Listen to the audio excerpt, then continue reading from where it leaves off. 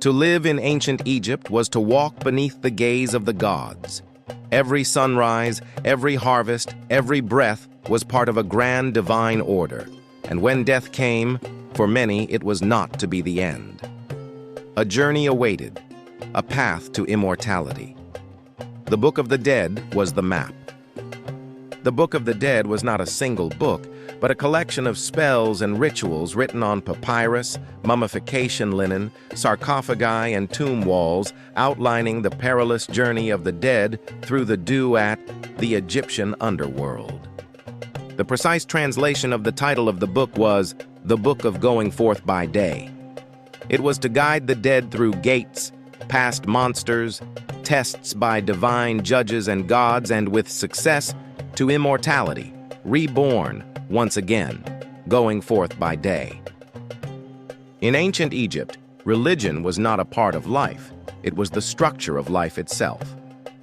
The pharaoh stood at the center of this cosmic order, not merely a ruler, but a divine being, the son of the sun god Ra, the supreme deity. To serve the pharaoh was to serve the gods themselves. This divine relationship reinforced the social structure. Non-royals could hope to achieve eternal life through their loyalty to the pharaoh, their support for temple rituals, and the offerings they made. In doing so, they partook in the divine promise of immortality, eventually residing in a place called the Fields of Aru, or the Fields of Reeds, which was described in the Book of the Dead as follows. If this discourse is learnt upon earth, or is written upon the coffin, he, the deceased, may come forth upon every day that he pleaseth, and again enter his house without impediment. And there shall be given to him bread and beer and flesh, meat upon the table of Ra. He shall receive allotment in the fields of Aru, and there shall be given to him there wheat and barley, for he shall be flourishing as when he was upon earth. The journey to the afterlife was built around the ancient Egyptian concepts of the components of the human soul. The Ka was the person's life force, his vital essence separate from the body. The person received his Ka at birth, and it was freed at death. The Ba was the individual personality, and was usually represented as a hawk with a human head and could travel between worlds. During the day, the Ba was free to roam. Each night, however, the Ba returned to the tomb that held the body.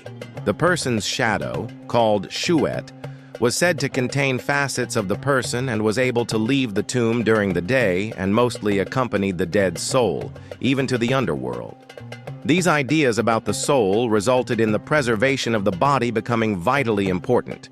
Ancient Egyptians sought to be reunited with their Ka in the afterlife, and the continued existence of the body was necessary for the Ka. It was also essential for immortality for the person's name to be recorded and remembered on earth, as well as in the afterlife. A forgotten name meant a second death, the end of the soul. Names were spoken, carved on walls, and repeated in rituals. To be remembered was to live on. The dead faced a dangerous journey through the Duat, the underworld ruled over by the god Osiris.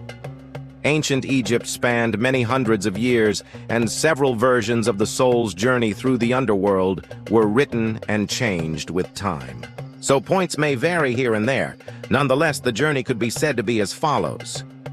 The first step was to ensure a correct and proper mummification so that the body would be preserved to support the soul. Priests would recite spells from the Book of the Dead to equip the soul for the journey. The dead would then enter the underworld and be guided on this path by Anubis, god of mummification, tombs, and the guardian of the Duat. Anubis gives you his arm, for you are the son of Osiris. He leads you to the perfect roads of the Duat. Anubis not only greets and guides the dead, but checks that the embalming has been adequately done to ensure continuance of the body. Anubis, the embalmer, comes to you. He counts your fingers, he gathers your flesh. Anubis, whose hands are upon the chest, who prepares the bandages. He makes your mummy perfect. If the rituals in the Book of the Dead had been followed, the dead entered the underworld with some confidence, knowing the magic and spells of the book would protect them. I have come to the Duat.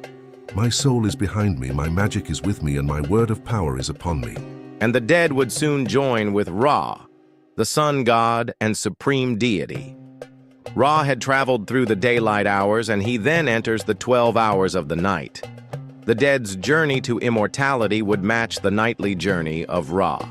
The dead travel, with Ra on his bark of the night called Mesektet, facing numerous challenges before the new emerging dawn. The dead become the bark's crew rowing Ra, the attendant gods and themselves through the dark hours. I am one who rows in the boat of the Lord of the universe Ra. I take the oar in the sky, I do not weary. Each hour of the night was a region traveled by Ra's bark. These regions were a series of physical and magical challenges, which included rivers of fire, lakes of water, mysterious caverns, pits of darkness, and swirling waters. Barriers were guarded by serpents, demons, and hybrid creatures. The dead's soul must prove knowledge, purity, and power by navigating dangers, and helped by spells and amulets placed with the body at burial. Many obstacles required speaking, a password or the correct name of a demon or gatekeeper. Others involved uttering spells that disarm monsters or open gates. If the soul forgets or misspeaks, they risked becoming trapped, attacked, or destroyed. Monsters like the giant chaos serpent Apophis, also known as Apep, would try to block or entangle souls. It would try to stop the sun god Ra each night and also attack the souls traveling with him. O great serpent who comes to annihilate the bar, fall down, fall down. I am the one who commands the flame against you, O enemy of Ra. And then, having successfully overcome all attacks by monsters, physical obstacles, and having passed by all gates, the soul could rejoice and prepare for the next challenge. I have opened up every door in the Duat. I have traversed every portal of fire. I have spoken the words of power to every guardian. None can stand against me. I am pure. I am mighty. I am a soul of flame among the gods. And that new challenge was to enter the Hall of Ma'at, goddess of truth, justice, balance, and order. Hail, lords of truth. You know me and I know you. I am one of you. My words are truth. My heart is pure. My soul is light. Grant me passage into the Hall of Ma'at, for I have conquered the secret paths. The dead would then be taken to the Hall of Ma'at. The gods Horus, Anubis, Ma'at, and Thoth, the divine scribe, would also be there, as well as 42 assessors, minor gods, who would judge the soul's absence of sin. It is here the dead's heart is weighed against the feather of Ma'at, the feather signifying truth. May the balance not be weighted against me. May the feather of Ma'at receive me. May the knife not fall upon me. May my name be not erased. May my soul not be devoured by the devourer of souls. I come to you, O lords of eternity. My hands are clean. My heart is light. Grant me a place in the field of reeds that I may walk freely in the land of everlasting green. If the heart is heavier, full of sin, it is devoured by the monster Amit, devourer of the dead. Entry to the afterlife was then denied forever. If lighter or balanced with the feather, the soul would be judged worthy and permitted to keep their heart. The soul is declared Ma'cheru, true of voice, and moves on to the next step on the path. The dead are then presented to the 42 judges or assessors of Ma'at. Each of the assessors were associated with a specific sin. The dead would provide declarations of innocence for each of the sins applicable to each assessor. For example, O wide of strides who came forth from On, I have not done evil. O fire embracer who came forth from Keraha, I have not robbed. O nosy who came forth from Hermopolis, I have not been rapacious. O swallower of shades who came forth from the cavern, I have not slain men.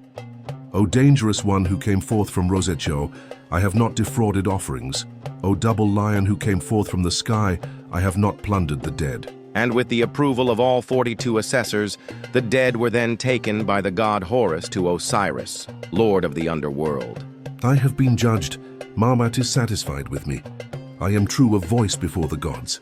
And then, with Osiris's permission, the dead are free to leave the Duat, once again boarding Ra's solar bark, but this time reborn. The soul, now found true of voice before the gods, lives forever in the fields of Aru. Yet by the light of Ra it may walk among the living, shining in the day, remembered in the temples, alive in the prayers of those who loved them. The doors of the sky are opened for me. The doors of the earth are opened for me. The pathways of the celestial ocean are opened for me. I am one of those who follow after Ra in the great bark. I lift up my hands in adoration. I join the gods who are in the horizon. I am yesterday, I know tomorrow.